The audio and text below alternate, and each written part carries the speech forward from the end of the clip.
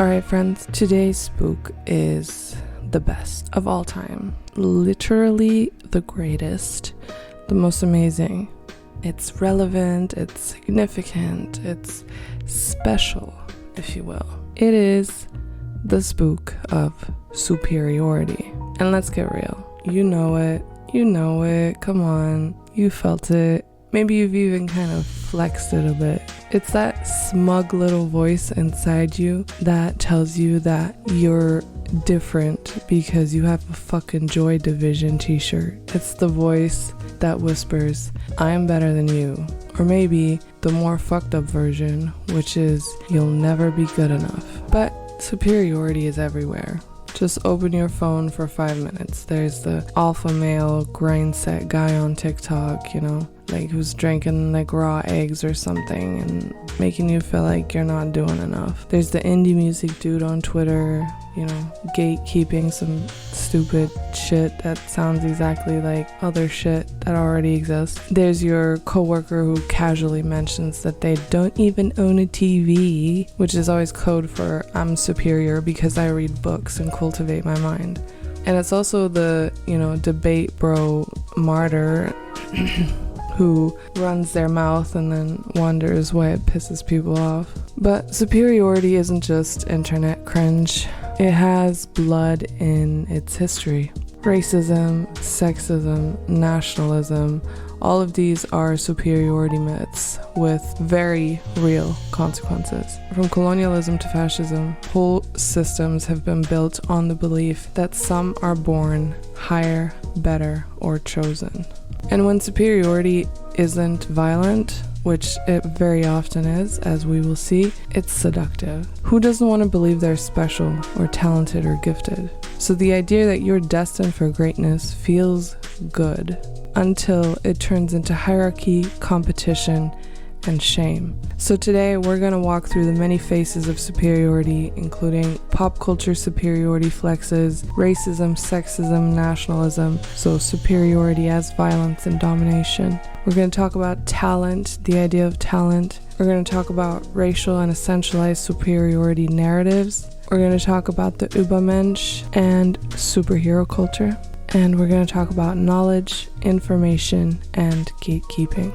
Alright, that is it.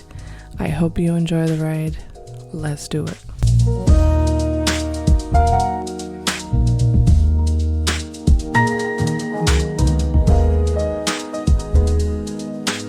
Superiority thrives in the everyday, and most of the time it doesn't even look like superiority. It just looks like taste. So think about music snobs. Everyone knows that person who, sits there and gets all pissy if you say something like, I don't know, I like the new Drake song, which, pisses them off for some reason, because apparently real music, peaked in the 80s or some shit, because vinyl is the only true way to listen to music. I don't fucking know. This is not just preference, okay? It is superiority. Or let's look at the influencer economy. So like the whole point of influencer branding is to create superiority vibes. So I'm hotter, I'm richer, I'm more productive, I'm more put together than you. Like, the gym selfie that isn't actually just about fitness. It's about some fucking product that's supposed to make you, elevate to the level of the person that's, showing it to you. And it's also about moral superiority. Like, look at me, I have discipline and you don't. And then there's the classic internet superiority flex, like I don't use TikTok, which really just means I'm better than you because my attention span survived the apocalypse or something. So pop culture is a factory of superiority signals, from brand loyalty, like, Apple versus Android, to lifestyle choices like only drinking black coffee or whatever. Superiority kind of sneaks in through everyday micro comparisons. And the joke is that half the time superiority is just boredom that's kind of dressed up. It's like people looking for tiny ways to feel above the noise of everyday life. But superiority is dark, and it gets darker when it moves from taste to domination. because racism, sexism, and nationalism are basically superiority complexes turned into entire political systems. So racism tells you that one group is naturally superior to another, like, white over black, colonizer over colonized. And nationalism says that my country is better than your country, which is often on the flimsiest grounds imaginable, like flags, myths, fucking fairy tales of destiny, And sexism, this is a superiority spook as old as patriarchy, right? Men are rational, women are emotional, men are leaders, women are subordinate. And these superiority myths are anything but harmless. They're fucking lethal. They're fueled colonialism, they're genocide, they're fascism. So they legitimize inequality by wrapping it in natural superiority. And Frantz Fanon, who we will discuss more in the next segment, in his book Black Skin, White Masks, shows exactly how racial superiority isn't just ideology, it's actually an embodied experience. So the colonized subject is forced to see themselves through the gaze of superiority and thereby internalizes inferiority. And this is the ugliest aspect of an already ugly spook, right? When superiority becomes not just a smug claim, but like an entire regime of some kind, like a regime of power. Now, let's go a little bit softer. I want to think about the idea of natural, and I want to use the example of natural talent. So, how often have you heard someone described as gifted? Or maybe someone has even called you gifted, as if talent kind of drops from the heavens, right? So like we have people like Mozart, who was obviously shaped by access and money and training and family, or like same with like people like Elon Musk, right? So those people are considered talented and gifted, but a lot of it is actually that, you're just born into wealth and born into access to visibility. So the talent myth is extremely seductive because it makes you look fated, like fated, special, superior. But in reality, most talents, quote unquote, are context and practice and privilege. So, sure, individual differences exist, but without the right environment, they go nowhere. But people cling to this myth because it feeds superiority. So if you're gifted, if that idea just exists, if you see it in others, it could potentially exist in you or your children or whatever. So if you believe in the idea of giftedness, then you somehow become better than the masses as well. And if you're not, then you're just fucking ordinary. And, that is the worst possible thing to be for a narcissist. And this talent myth bleeds into something worse. So now we can go back to the idea of racial superiority theories. So the idea that intelligence, creativity, or morality are biologically determined. It's the same with sex. So that idea is that some groups are naturally destined for higher achievement. This is actually something that is spewed by a lot of these billionaire libertarians that I've been talking about. So we've seen this in literal scientific racism, in eugenics, in like the pseudo-Darwinist nonsense that fascists still peddle to this day. But superiority doesn't stop at race.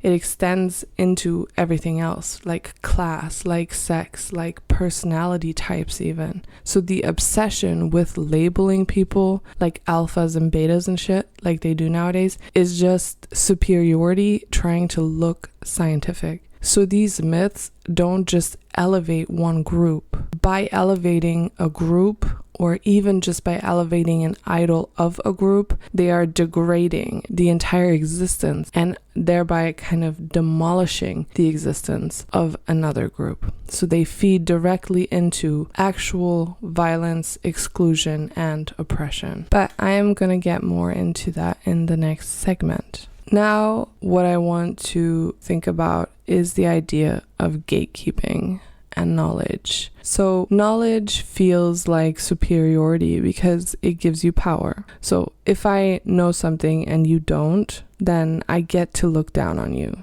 because you don't know something that I know. So this is why gatekeeping is addictive in a sense. Because if it's like music or academic cliques or whatever, or political subcultures, gatekeeping kind of tells us that, you know, we know and you don't. We're superior and you're ignorant. So you can see this all over online debates. Like, think about the conservative style, you know, gotcha debate bullshit. So these people thrive on like rapid fire factoids, right? Cherry picked statistics. I fucking hate that shit, by the way. And rehearsed comebacks, you know?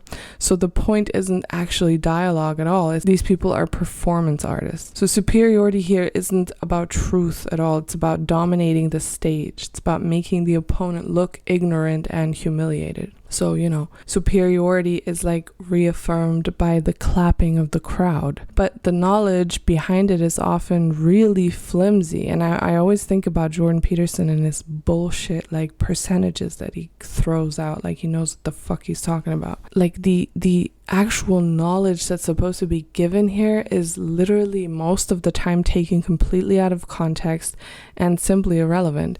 In fact, I would say that the number one thing that I learned in university, getting a fucking master's degree, is how to manipulate knowledge. Like, it is the easiest thing in the world. Like, anybody who went to university and learned how to use fucking statistical data knows that it's the easiest fucking thing to just throw out there and interpret any way you fucking want and make it seem like it's the truth. So this is what superiority does. It weaponizes knowledge as theater.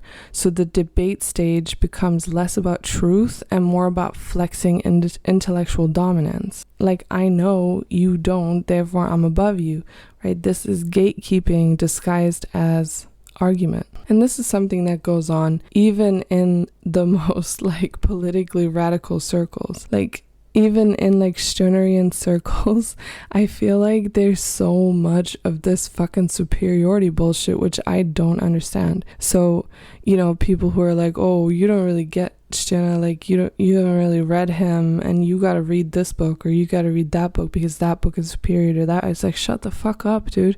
And then there's other people who are like, you know, talking about originality of memes and shit. Like, get over yourself, man. Think about it. Like, isn't that just superiority dressed up as sophistication?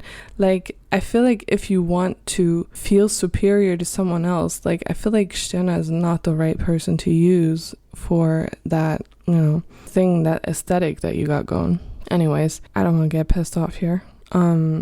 So information overload kind of plays into all of this as well, right? So in a world drowning in data, those who can navigate it feel superior to those who can't, and those who can't often feel inferior or overwhelmed or, you know, lost. So superiority here is less about strength and more about surviving the flood of knowledge.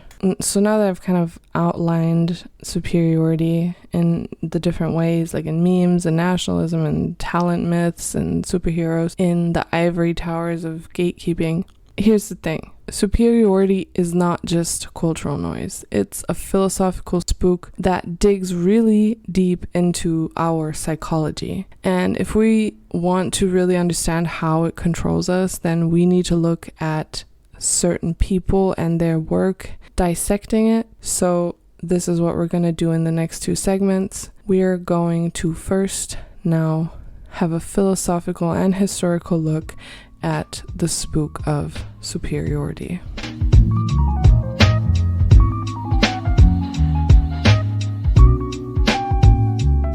Alright, so superiority has never just been about smugness or arrogance. It's always been a machine of legitimacy. So a way for power to justify itself. So it kind of divides people, right? It sets ranks, it stabilizes hierarchies, and it makes domination look natural. And that's the trick. So superiority rarely presents itself as arbitrary. It always claims a higher ground.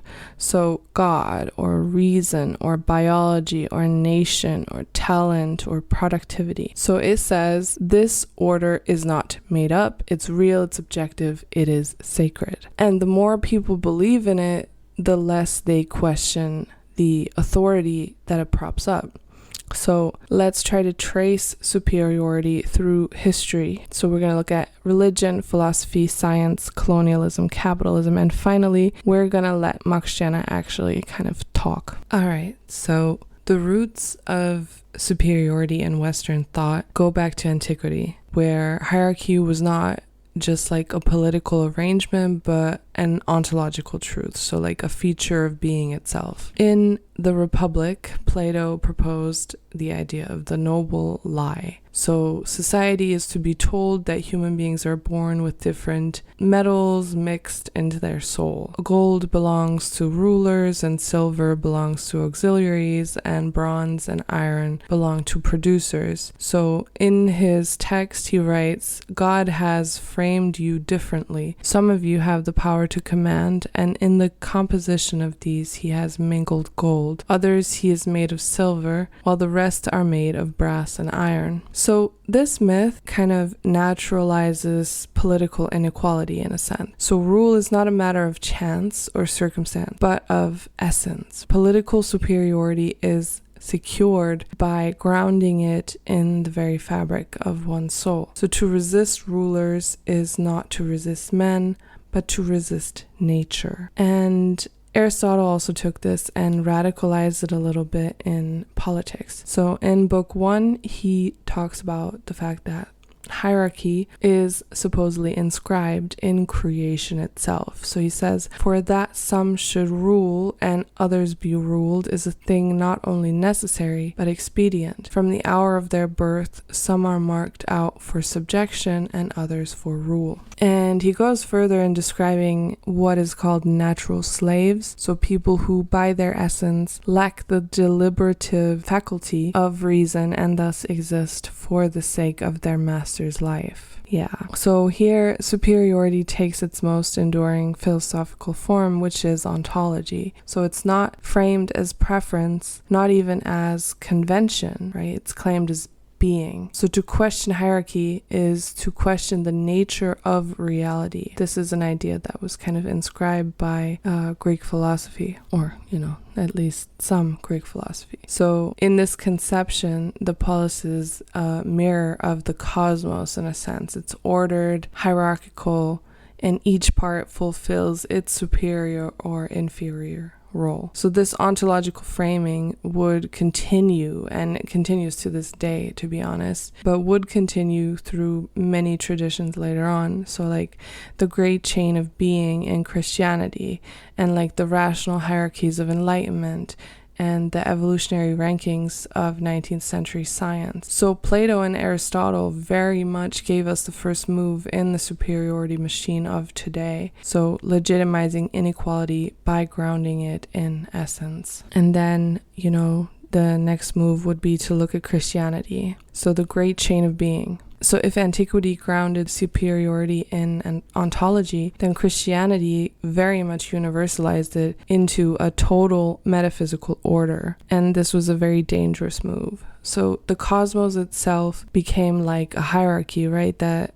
descended from God to the lowest creature, every rung fixed in place. Arthur Lovejoy famously called this the great chain of being. So an unbroken ladder where every being has its rank, and it stretches from God through angels, kings, clergy, men, women, animals, plants, and finally inanimate matter. So nothing existed outside of this order, and nothing could move beyond its appointed station. So superiority here was not an accident of nature, but the very structure of creation. In the City of God, Augustine makes this very explicit. He says that earthly rulers exercise authority only because God ordains it. So actually what he says, the quote goes, no one is to be obeyed against God, but everyone is to be obeyed for God. So authority kind of flows downward in a reflection of divine will. And resistance to rulers is not only political rebellion,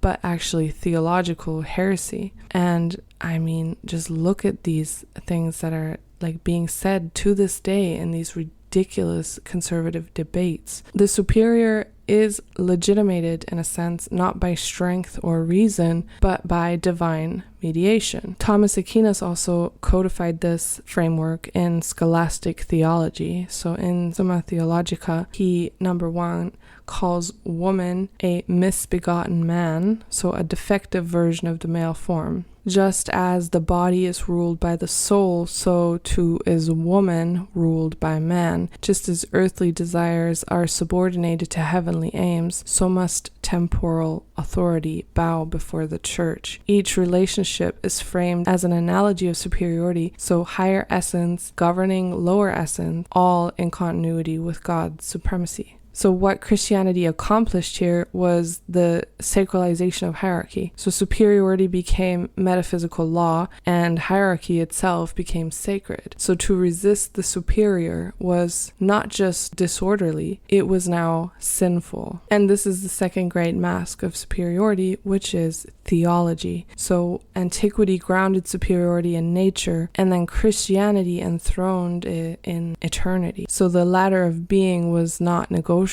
it was eternal order. And then of course in Western philosophy we have enlightenment. So the Enlightenment promised emancipation from the theological order of the Middle Ages. This was, supposedly a good thing. So God was to be dethroned and the great chain of being was to be disrupted. But the spook of superiority didn't actually vanish with this move. It just mutated. And this is something that Stirner very much goes into. So Christianity had enthroned God at this point, and the Enlightenment was now to enthrone man, okay? Not as a biological individual, but as the universal essence of rationality. And this is where Immanuel Kant comes in. So he makes this substitution explicit in his 1784 essay, What is Enlightenment? So according to him, enlightenment is man's emergence from his self-incurred immaturity. And immaturity means the inability to use one's reason without the guidance of another. So on the surface, this sounds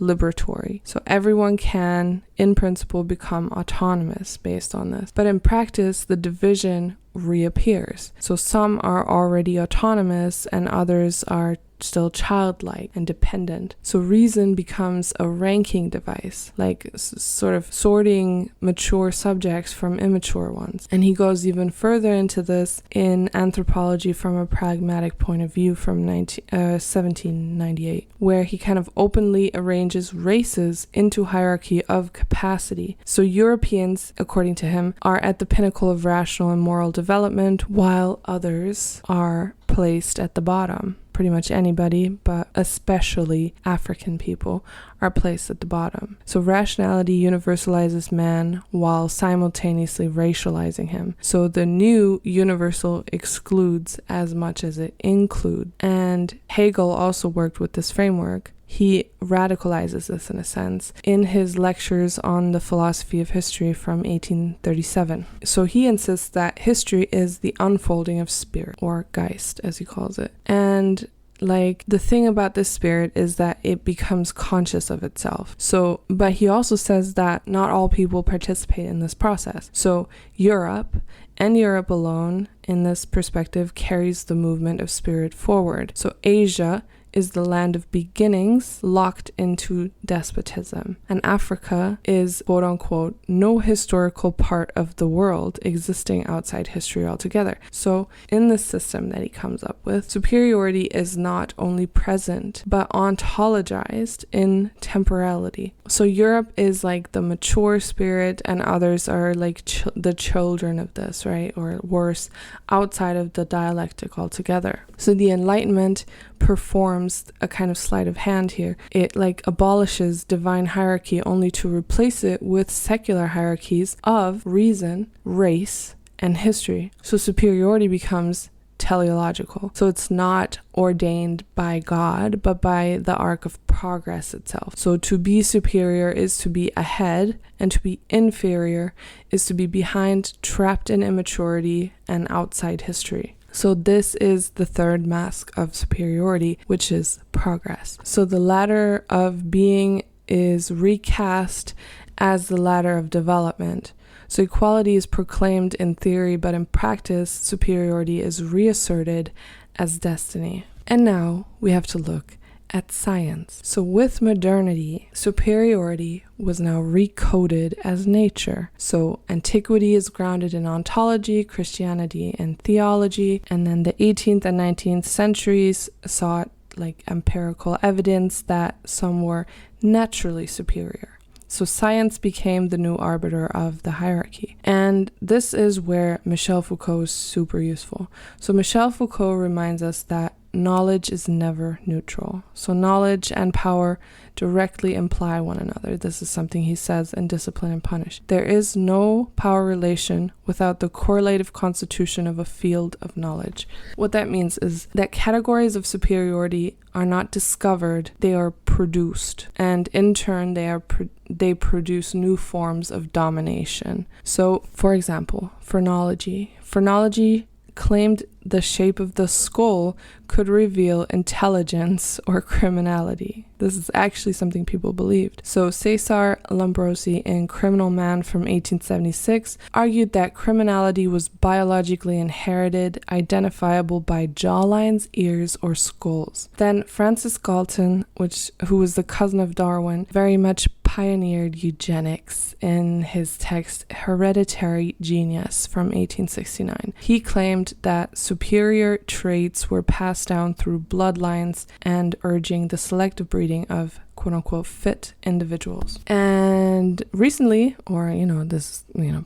while back, but it's still being used, there's IQ testing, right? So IQ testing was first developed by Alfred Binet and later transformed by Louis Terman, and this basically is about quantifying intelligence into a single number. So the test has become a ranking system that is to this day used by schools, armies, and governments to decide who should be educated, who would lead, who would be institutionalized or sterilized or whatever. So these were not marginal pseudosciences. I mean, they were pseudosciences, but they were not marginal.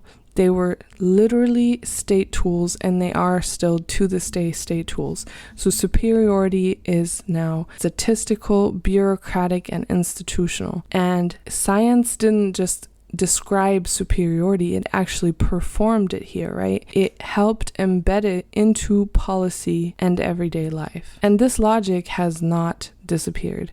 So we have this idea nowadays that really pisses me off, which is the whole idea of the fucking tech genius, right? The Silicon Valley genius. So Silicon Valley kind of perpetuates the myth of like biological and cognitive superiority. And you can tell this in this whole fucking dark enlightenment, rationality, philosophy bullshit that they all talk about. You can look at people like Peter Thiel and Alex Karp and stuff and just listen to them talk, and it's like their rhetoric is riddled in this shit. So, patents, venture capital, coding talent, this is all about like a kind of genius IQ elite. And this is like treated as evidence of destiny in a sense. So the same structure persists to this day. So a priesthood that claims access to truth, naturalizes inequality, and presents superiority as objective law. So basically the old authority of the church has just been displaced, and now we have like a priesthood of tech or whatever. And this is kind of superiority's fifth mask, which is biology as destiny. So it transforms prejudice into supposed fact, and domination into scientific necessity. But I want to skip back a little bit. I want to look at colonialism now. Like, some of this rhetoric from the Enlightenment was just absolute bullshit, and I want to look into that now. And the person that I like to look to do that is Frantz Fanon. So colonialism exported superiority to the globe. So it turned it into like a planetary system of sorts. So Europe declared itself the embodiment of civilization, right? It relegated colonized people to categories of the primitive, savage, or childlike. And as if the rhetoric isn't bad enough, it most certainly is not just rhetoric, as we know. It was a justification for conquest, slavery, and extradition. So the colonizer framed himself as superior, not only in power, but in literal being. Okay, so the colonized were constructed as lacking and like incomplete or like almost human. And Frantz Fanon talks about this in his book Black Skin, White Masks from 1952. So he captures in this text the existential violence of this structure. So he says, this is my favorite quote in the book, "The black man has no ontological resistance in the eyes of the white man." So what that means is that superiority doesn't simply claim to be higher. Like, it's always presented as almost like an innocent system, but superiority is not innocent. It's not just a system of ranking, okay? Like, it denies the other's being. The colonized are reduced to objects in the gaze of the colonizer. So this is like a backdrop against which European superiority defined itself. But Fanon goes really deep into this in his text. He claims that superiority infiltrates subjectivity, right? It violates subjectivity. So the colonized subject internalizes the colonizer's gaze and ends up, kind of making them experience their own identity through the lens of inferiority. This is what's called double consciousness. So this is like viewing yourself, like understanding yourself through your embodied existence, but then not being able to really connect with that and having to always see yourself through the gaze of the colonizer. So the superiority spook isn't just imposed externally at all. It actually colonizes the psyche and it splits the subject against itself. And Fanon calls this a zone of non-being, where existence itself is distorted by the denial of recognition. So superiority becomes not just essence, but erasure. So it doesn't say you're lower, right? It says you are not fully. So it's annihilation disguised as order. So it's not about hierarchy. It's not about ranking. It's about literal annihilation. It's a form of violence. And nationalism is similar, right? It kind of replicates this because every nation imagines itself chosen and exceptional and superior, and it often invokes myths of destiny or divine election, right? So fascism is simply superiority stripped of subtlety and then weaponized in its most raw form to, basically offer up superiority as exclusion and purification and extermination. So this is superiority's sixth mask, which is erasure. So it functions by annihilating recognition and collapsing otherness into non-being. And with the rise of capitalism, superiority is no longer grounded in these things, right? It's no longer grounded in God, reason, biology, right? It's recoded as something entirely different now, but still very much the same. And I would call that market success. So with capitalism, wealth kind of became the visible sign of worth, right? So poverty was reframed as evidence of defect. So inequality was not to be lamented, but celebrated as the natural sorting of the capable from the incapable. And this is something Max Weber talks about in The Protestant Ethic and the Spirit of Capitalism from 1905. So in this text, he kind of traces how Protestantism transformed material success into a moral sign. So the Calvinist doctrine of predestination produced like unbearable uncertainty to people. One couldn't know if they were saved, in a sense.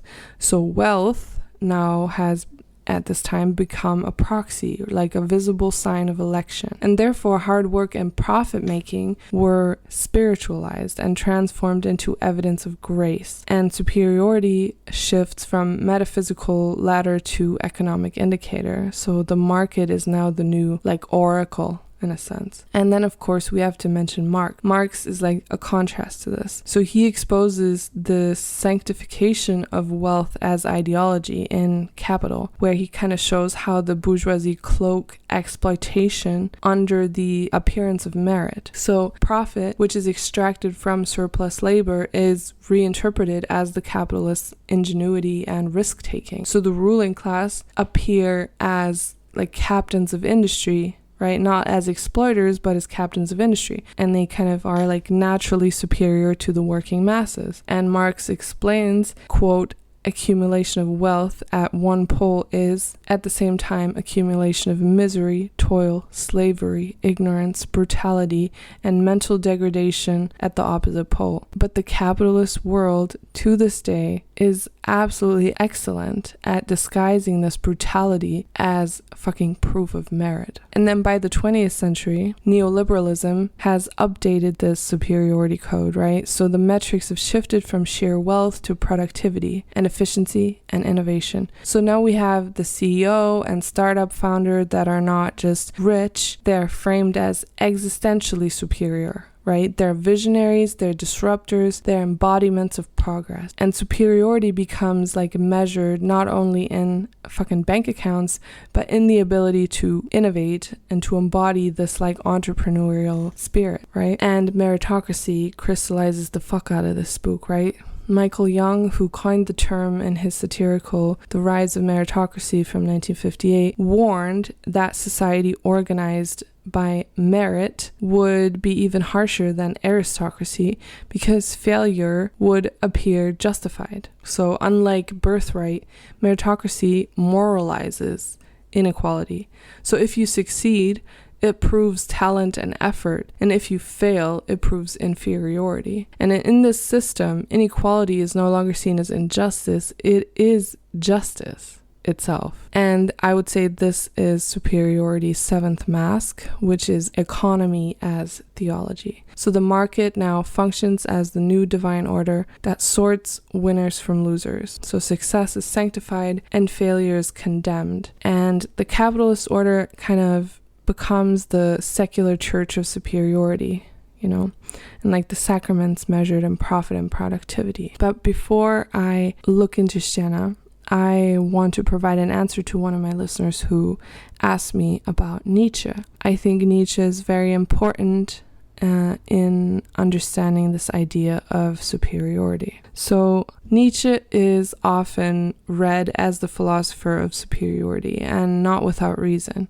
So his writings are filled with the language of rank, and that's what makes him so misunderstood, I think. So we have like higher and lower types, and we have noble and base, and strong and weak. He also derides herd morality, and he celebrates like pathos of distance. And he also proclaims something called the Übermensch, so the overman, right? So to the casual eye, it appears like a philosophy of superiority that's distilled into aphorism. But I think Nietzsche is one of these people who is just really easy to misunderstand. I think the reality is much more ambiguous here. So in Thus Spoke Zarathustra, Nietzsche talks about man is something that shall be overcome. What have you done to overcome him? So the Übermensch is presented like not as a ruler over others, but as a new type of being who creates values beyond those inherited from Christianity and egalitarian morality. So the figure is not meant to embody superiority in the sense of domination, but in the sense of radical creativity. So like a refusal to be bound by the values of the herd. Anyways, the ambiguity really is in his imagery.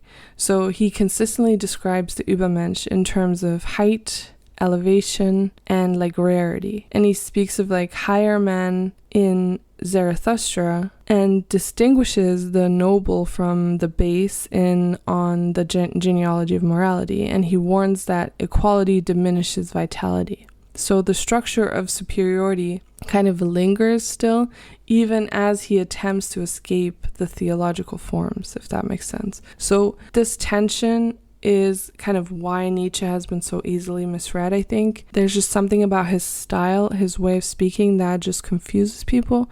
And I am not by any means like very educated on Nietzsche, but this is just my like base level understanding.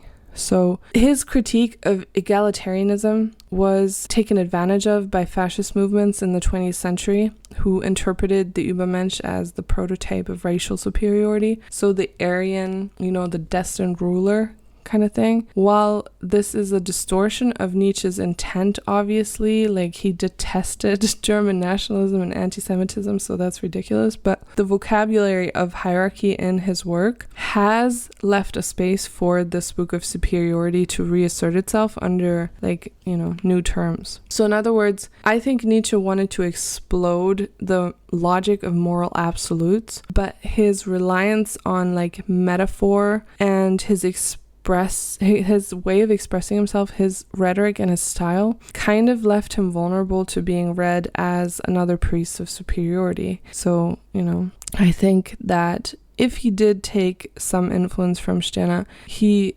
created a lot of myths that Stirner just did not create. And I think that Stirner paid close attention to not end up in the position that Nietzsche now finds himself. So the ambiguity of, like, for example, the Übermensch very much bleeds directly into popular culture nowadays. So Nietzsche's Übermensch has been kind of secularized into the figure of the superhero. Like, there's even the memes where, like, it's like Nietzsche and he's got like the Superman costume on or whatever. So the superhero is in many ways a myth of superiority that's kind of repackaged for mass consumption. So let's consider the structure for a second. So superheroes are beings with powers above the ordinary, and they're tasked with saving humanity from itself. So they try to embody exceptionalism, right? Like standing higher than the masses. And the Marvel and DC universes are, you know, vast pantheons of such figures, which are, you know, sold as toys and movies, but also as ideals of perfection. So this secular Übermensch kind of carries two functions, right? On the surface, it promises salvation. So the superior figure protects the inferior crowd. It's the whole knight in shining armor bullshit, right? But underneath, it encodes the same spook of superiority. So it reassures us that true worth is found in exceptional elevation, or like in being elite of some kind. So the superhero isn't just stronger or faster. He's morally superior. He's like a paragon of justice and discipline. So basically like a minion to the state. So in this way, superiority kind of shifts from theology and philosophy into consumer fantasy, which is kind of carrying a message of conformity. And this is exactly the fascist misunderstanding of Nietzsche. So the irony is that the superhero myth is profoundly passive, right? We consume superiority instead of embodying it. So we're asked not to overcome ourselves, but to admire those who have. You know, we look up to the superhero, we identify with the superhero without having to do the work of the superhero. So where Nietzsche's Übermensch is meant as like a call to creative self-overcoming, like it goes a little bit further than Stirner. Stirner kind of quits his like self-expression at the point of the creative nothing in like an attempt not to be legitimized in his existence. But Nietzsche kind of almost preaches self-overcoming, right? As like a way to go past the creative nothing, to be more than the creative nothing. And I think this is where it kind of fucks it up, right? Because Nietzsche's Übermensch, even though it was meant as a call to creative self-overcoming, is then like reintegrated into the system of conformity and commodification, where something like a superhero can become an idol to be worshipped. And like a new form of herd morality, which is disguised as its opposite in a sense. So pop culture's superhero obsession is a perfect example of superiority's resilience, right? It takes Nietzsche's dangerous thought and like defangs it in a sense. So it turns it into a spectacle. And the Übermensch becomes Superman, right? So the tragic insight into value creation becomes like a lunchbox logo, you know? So I would say this is probably superiority's fourth mask, which is idealism. So it functions by projecting the superior figure above us. The form is the same. Superiority is elevated, like an elevated being who stands higher than the rest, and we can look up to that, and through that we are also it without putting in the work, which then leads to massive levels of conformity. And this is why Max Stirner is such a fucking genius in my eyes, because he created a way of never letting that happen. So I think that is because he was so fucking careful in what he was doing and how he was doing it. Let's talk about Max Stirner. So we have looked through religion, philosophy, science, colonialism, capitalism, and all of that. And Stirner, it's almost like he is, but he isn't in that lineup, right? Like, he is the one who kind of demolishes the entire edifice of it. So let's talk about his section, the hierarchy in the ego and its own. There he writes the following: every higher essence above me, be it God, be it man, weakens the feeling of my uniqueness and pales before the sun of this consciousness.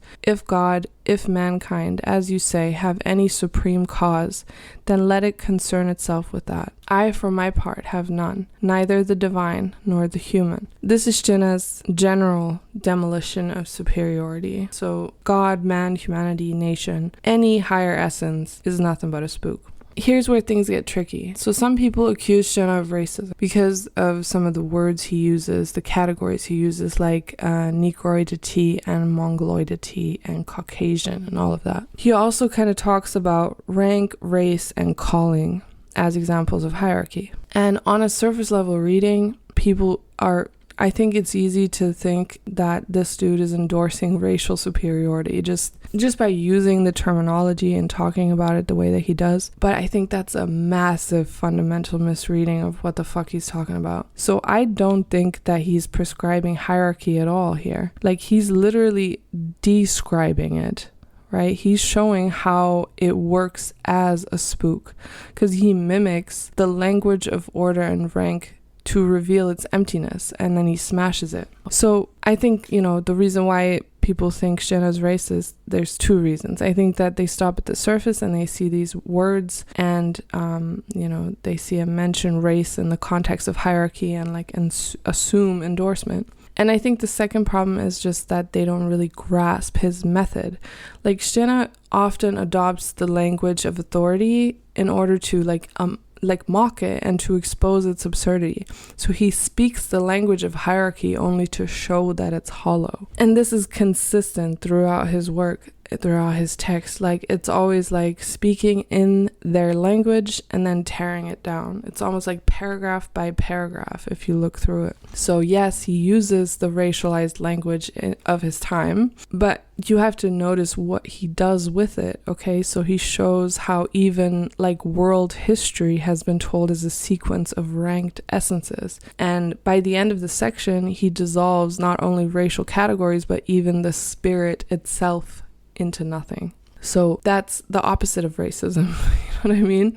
It's the demolition of superiority as its root, okay? So a racist needs hierarchy to be natural and absolute, and Stirner shows it to be a spook. So a racist needs race to define identity, and Stirner dissolves identity into uniqueness. So the unique can't be reduced to racial, national, or religious categories. All of these are spooks. They're all abstractions. They're not real. And superiority collapses because it always depends on such abstractions. So when people call Stirner racist, they miss the punchline, He's not defending racial hierarchy, he's pulling its mask off. So he's showing that race, like nation, like God, like capital, only has power when we believe in it. It's not a natural truth, just like nothing is a natural truth. And that's the radical force of Stirner's critique, in my opinion. And that's why I find it more compelling than Nietzsche's work.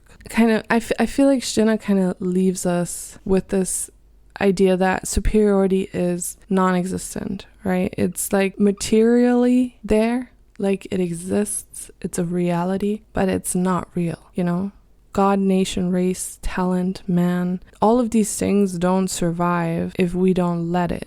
So the moment that we reclaim our uniqueness, even if we're still suffering due to the reality of it, it doesn't have the same grip. But if that's true, then we have to ask the harder question, I think, which is, why do we cling to these spooks in the first place? Why do we prop them up even when they invalidate us? Why do we invest in superiority even though it shackles us? And as we do in the next segment, I want to take a psychoanalytic look at this, because I want to think about why we do this, why it's so important to us to engage in this culture of superiority. So in the next segment, Living Ownness, let's turn inward. Let's strip superiority down to its psychic mechanics and look how it operates inside of us, and ask what it means to live beyond it.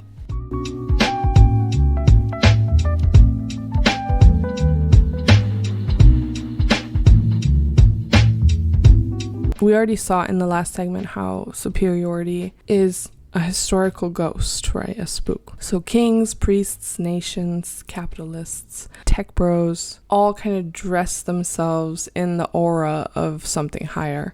But the harder question is, why does this spook have such a tight grip inside of us? Even if we don't believe in kings or divine right or race science or like intelligence bullshit, most of us still feel superiority or inferiority on a daily basis, right? We compare ourselves. We secretly desire to be better, or we secretly fear that we're not enough. And that's because superiority is not just an idea, it's a defense mechanism. It's how the psyche covers over its deepest wounds. And psychoanalysis shows us that superiority is never what it claims. It's not strength, it's not wholeness, it's the mask worn by inferiority.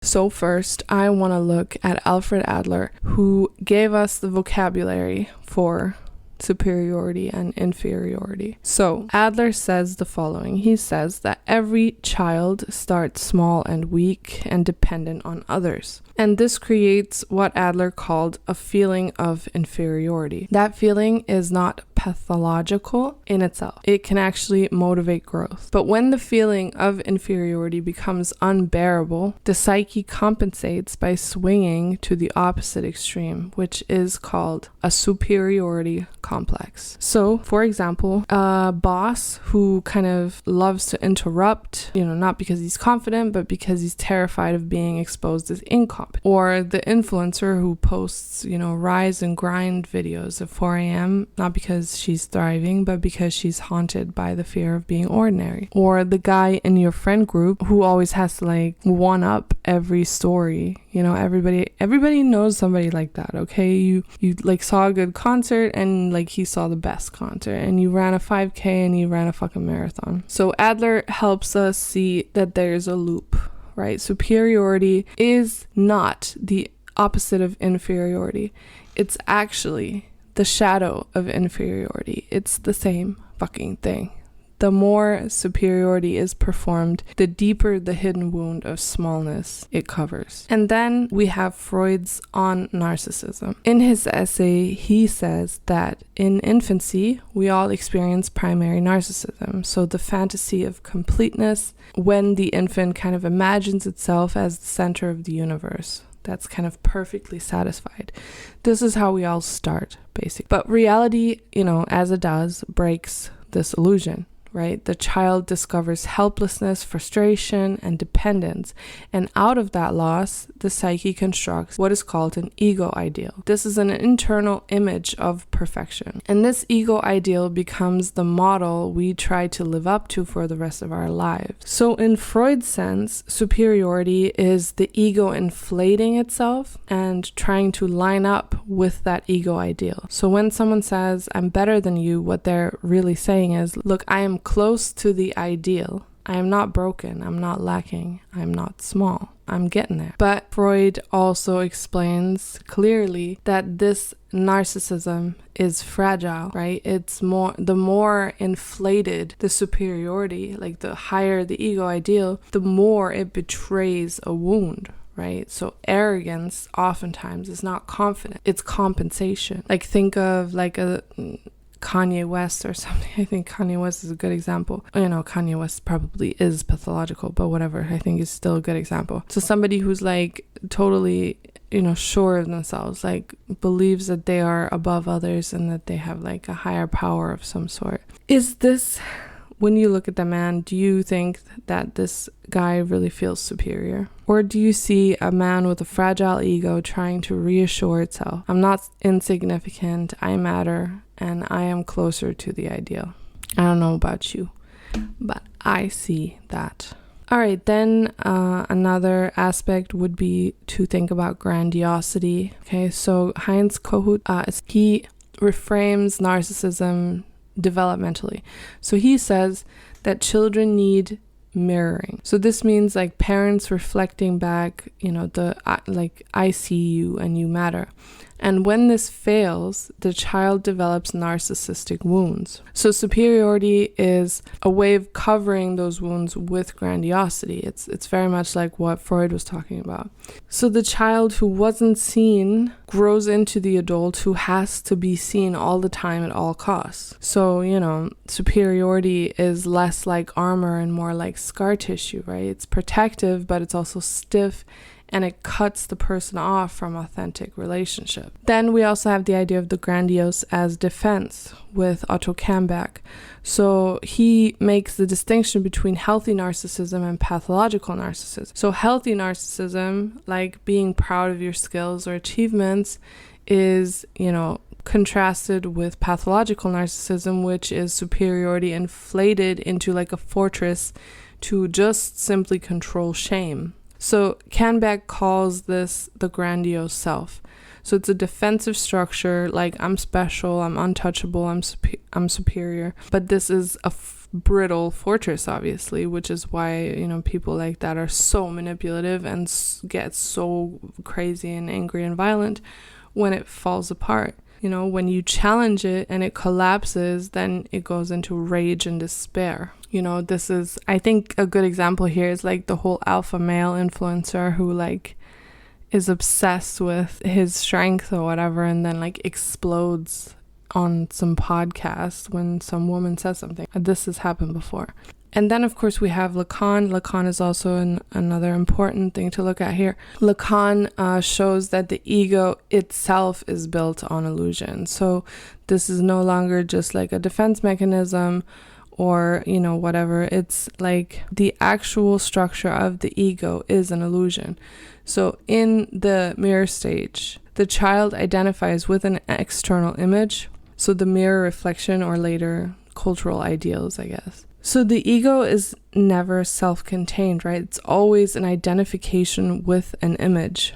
So here, superiority is the fantasy that we are that perfect image, that we are whole and complete and better. But Lacan says the subject is always structured by lack. So superiority is nothing but a denial of lack. And, here's the kicker, which is that superiority always needs inferior. So the statement, I am superior, is parasitic by nature, right? On the existence of you are inferior. So that's why superiority never brings peace. It always has to be renewed through comparison. And then in Freud's later model of the superego, there's the idea of this like internalized authority, right? So in older societies, the superego said you have to obey God, right? Follow the rules, honor your parents. Today, the superego says something more insidious. It says be better, be exceptional, and don't be average. So this is why superiority feels like a duty. And so you can't just live, you have to optimize and upgrade and outperform. And here, you could look at hustle culture, wellness culture, Instagram culture, that whole self-improvement culture bullshit, or cult rather. So superiority is no longer just a defense, it's an obligation, right? It's a failure to live up to something, and therefore it produces crushing shame. And Christopher Lasch wrote an essay called The Culture of Narcissism in 1979, and he saw this very clearly, and he talks about it very clearly. He argued that late capitalism doesn't just produce narcissists, it actually produces a whole culture of superiority performance. So in this culture, everyone has to perform an image of superiority through consumption or lifestyle or branding or whatever, while actually feeling very hollow inside. So social media is the perfect case here. There's endless superiority performances, right? We literally are measuring ourselves based on followers, okay? Followers, like ridiculous. So social media is like this world embodied, the thing that he talks about. Like superiority has become basically democratized. Everyone is required to project it, even if no one actually believes it. Right? Endless superiority performances that barely conceal collective insecurity. So what do we do with this? Like, now that we know this, what do we do with this? I think that the reason why I always go back to psychoanalysis is because it just helps you tear down the spook and come up with practical ideas, you know? Psychoanalysis shows the mechanics of superiority, I guess. Like, it's narcissism, it's compensation, it's denial of lack, it's obedience to the superego. But how do we actually live without it, right? And I think this is where Stirner goes past psychoanalysis.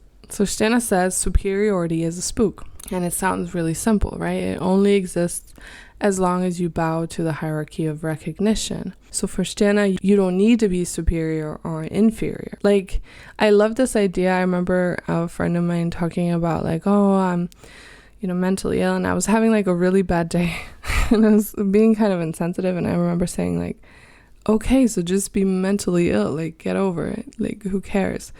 And this is exactly what I'm talking about. Like, it sounds so simple, because how are you just mentally ill? Like, what do you mean? Like, how do I do that? How do I even do that? How do I even just do what I want? Like, how do I even just follow a desire? Like, it seems so difficult, but essentially it's the easiest thing in the world. You just have to understand that these terms, these categories that exist in our head are not real, okay? There's no need to be superior or inferior. You don't need to line up with any kind of ego ideal. You don't need to obey the superego's command to be anything, especially not exceptional. You are unique, not higher and not lower. So ownness is the freedom of stepping off the ladder. But let me think about how you could do this practically. So I'm going to give you a few steps, okay? First, catch superiority in action. So notice when you feel the urge to compare or dominate or flex. And then just pause and ask and be real with yourself and say, what inferiority am I covering up right now? So an example, posting some flex photo on Instagram, ask yourself, is it joy or is it covering a fear of being unseen? 2, expose the fucking superego.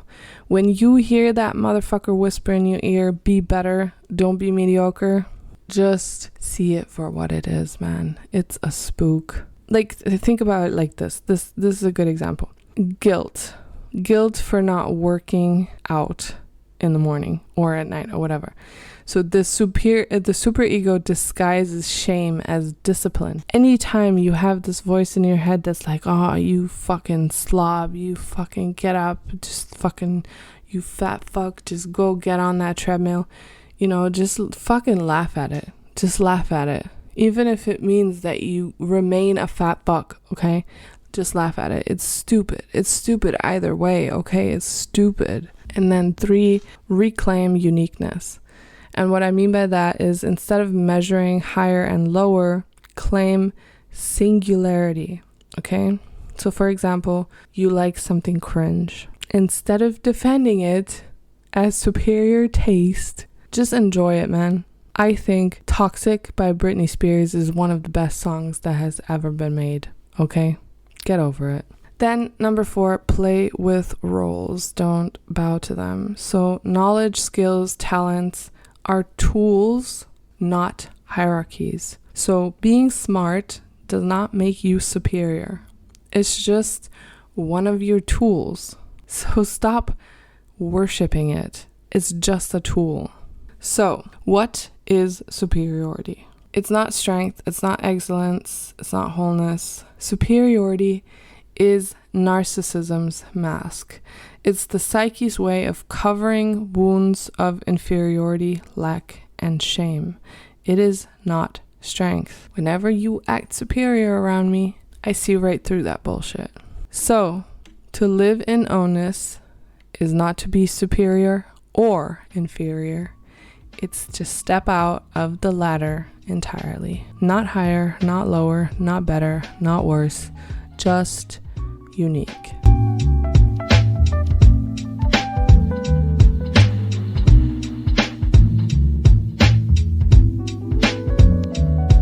And now for the spotlight, I want to look at Stirner's hierarchy. So when people accuse Max Stirner of racism, like I already talked about, they almost always point to one section of The Ego on Its Own, which is the chapter on hierarchy. Here he says the following, and please excuse the language. The history of the world, whose shaping properly belongs altogether to the Caucasian race, seems till now to have run through 2 Caucasian ages, in the first of which we had to work out and work off our innate negroidity. This was followed in the second by Mongoloidity, Chineseness, which must likewise be terribly made an end of. On the surface, this reads as if Stirner was kind of reproducing 19th century racial hierarchies. And in one sense, he definitely is, right? He's playing with the categories of his day. So, I guess if we stop here, then, we could say, yes, Max Stirner is a fucking racist. I don't believe that. I don't think that it's justified to, I don't think it makes sense to just quit here, okay? We're gonna miss a deeper point. So for Stirner, these racial markers are not empirical truths, okay? They're allegories for historical modes of dependence and subjection. So when he says negroidity, he talks about dependence on external things and signs and omens like the material world. Then mongoloidity, he means dependence on thoughts, on abstractions, and on heaven and morality. And then Caucasian means the restless heaven stormer who destroys one order only to rebuild another. So if you read it this way, then he isn't making any biological claims. He's dramatizing the history of hierarchy. He's showing how humanity shifts from dependence on external objects to dependence on ideas to endless cycles of destruction and re-sacralization. And the point of this is to show that hierarchy is always a spook order of recognition. Then Stirner gives his definition very bluntly also. He says, quote, hierarchy is dominion of thoughts, dominion of mind. We are hierarchic to this day, kept down by those who are supported by thoughts. Thoughts are the sacred. So this is one of Stirner's most important formulations here. So hierarchy isn't just kings and priests, it's the rule of abstraction. A thought becomes sacred and then it rules over us. So the state is just a thought, but it commands obedience. Morality is just a concept, but it demands sacrifice. Humanity is just an idea, but it overrides living individuals. So hierarchy is the order of superiority, not grounded in reality, but in thought. Then Stirner says, sacred is everything which for the egoist is to be unapproachable, not to be touched, outside his power, above him. Sacred, in a word, is every matter of conscience. So superiority is nothing but the sacred. So it's something that stands above you, that's untouchable, and that commands reverence. And the moment that you acknowledge it, you bend the knee. And this is why hierarchy is spiritual. It's presented as spiritual in his text. It doesn't matter if the sacred object is God or nation or race or humanity or morality. The moment that it's placed above you, it rules you. You become inferior. So Stirner's radical claim is very much like what Frantz Fanon complains about. Things that we consider sacred infiltrate our psyche. So we believe that this is superior. We believe that it is sacred. So superiority is, in a sense, self-imposed. And then he says, here we come upon the old craze of the world, which has not yet learned to do without clericalism, that to live and work for an idea is man's calling, and according to the faithfulness of its fulfillment, his human worth is measured. This is how superiority works in modernity, not through kings or feudal lords, but through the idea. So superiority means now how faithful you are to the sacred cause, how much you sacrifice for man and humanity and nation and liberty. And this is what she now calls clericalism. So this is the domination of life by the sacred idea. So superiority is a measure of sacrifice. It's the more you abase yourself, the higher your worth. And I think you can kind of contrast this with Adler. So, Adler 80 years later says that the superiority complex is like the psyche's way of covering feelings of smallness. He says the striving for superiority is in reality the striving to overcome or to compensate for the deep-seated feeling of inferiority. And Stirner does something different. He shows hierarchy as domination by the sacred, whereas Adler shows the inner mechanics. So superiority is the mask of inferiority, right? For Stirner, the ultimate spook of superiority is not race or nation or even God. It is man itself. The most oppressive spook is man. The intention to realize humanity altogether in oneself, to become altogether man, is of such ruinous kind. This is the ultimate hierarchy, the demand to be a good human, to embody humanity. It sounds noble, but it's the most crushing superiority of all because it means you are never enough.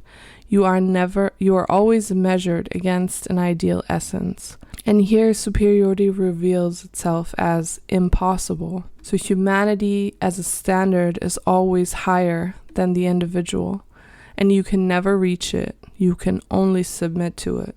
That is why we have superheroes, literally, because we're never going to be one.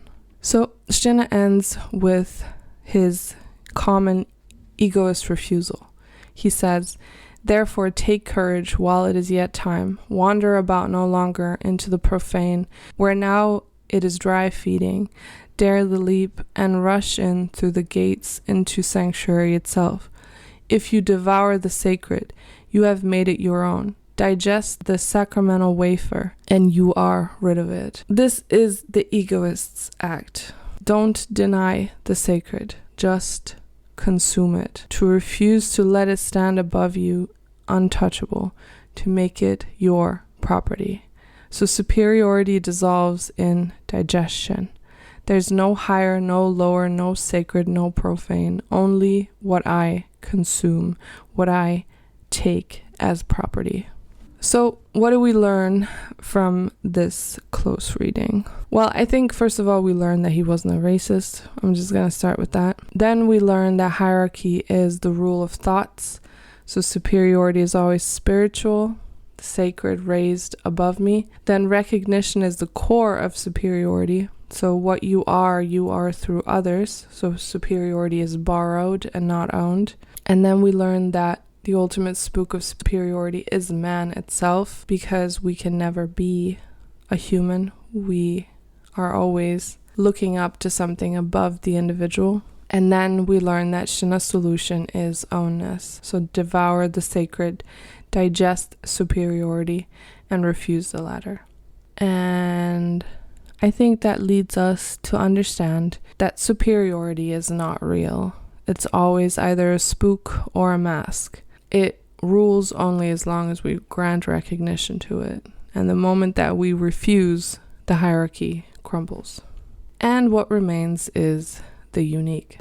Alright, if this episode helped you spot the spook of superiority in your feed, in your politics, in your, in that little Nazi in your head, then please do me a favor and subscribe, rate, review, comment, share, like, all that. You can also support the project. There's a link in the show notes or in the description for a Patreon membership, kind of, keeps the lights on. And for those who find Jenna a bit of a labyrinth to read, I've got a gift. If you are signed up for Patreon, I'm gonna read the entire hierarchy section of The Ego on Its Own, and I'm gonna release it to the members of the Patreon, read by me. Next week we're gonna look into another spook. Please hit follow so you don't miss it. I try to post a lot more recently. Until then, please remember not to let the spooks get you.